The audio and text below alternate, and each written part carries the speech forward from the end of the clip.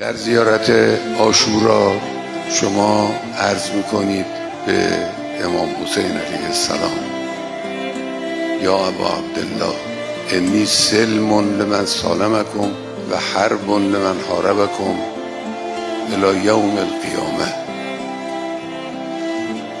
الی یوم القیامه یعنی چه؟